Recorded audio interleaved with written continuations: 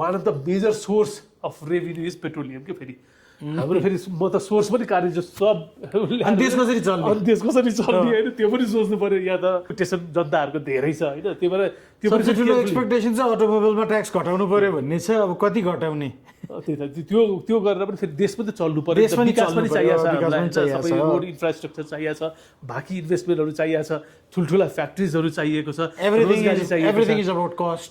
सबैको कस्ट हो। अनि पाउनु पनि पर्यो, अनि देशले पनि त पाउनु पर्यो, देशको लागि त सोचिदिनु पर्यो। त्यही भएर यो पनि फेरि छ है, एकदम सेन्सिटिभली म सबै हटाइदिएर सब म चाहिँ अब त्यस्तो भन्न मिलेन, त्यति मात्रै भन्न मिलेन भन्ने कुरा हो होइन।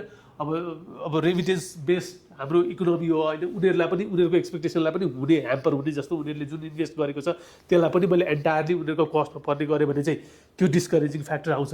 One of the major source of income पनि हो होइन, यो क्रिटिकल एरिया पनि छ। तर यसरी हेर्दाखेरि चाहिँ अब एक दुईवटा अर्को चिज भनेको चाहिँ एउटा मैले अलिकति अझै पनि अब यसमा जुन हामीले अघि त सुरुमा जुन हामीले गऱ्यौँ यो कमर्स एन्ड मार्केटको जुन छ वकेबल मार्केट, यो एरिया पनि 20% हो। अघि हामीले डिस्कसन गरेनछौँ होइन। यो 20% एरिया चाहिँ कस्तो भने हामी क्याजुअल भनेको अफिस हिँडेपछि बिहान बेलुका सपिङ यताउता जाने मार्केटकोमा पनि कन्जम्सन हुँदो रहेछ 20% हाराहारीको, जुन चाहिँ वकेबल मार्केट हो कि ओके, जुन can be substituted with walkable market भनौँ न। हिँड्दै जाँदा पनि हुन्छ, त्यहाँसम्म जाँदाखेरि हामी गाडी लिएर किन जाने, बाइक लिएर किन जाने। तर यसको लागि चाहिँ फेरि प्र्याक्टिकली फेरि पोसिबल पार्नु पर्यो। कम्युनिटी बेसमा चाहिँ गर्न पायो भने मेजर आइटम्सहरू भेजिटेबल्सहरू होला, त्यो होला, त्यो पछि त्यो किन्नको लागि कालीमाटी गइरहनु परेन कि हरेक मान्छेलाई, फलफुल किन्नलाई त्यही गर्नु पर्दैन।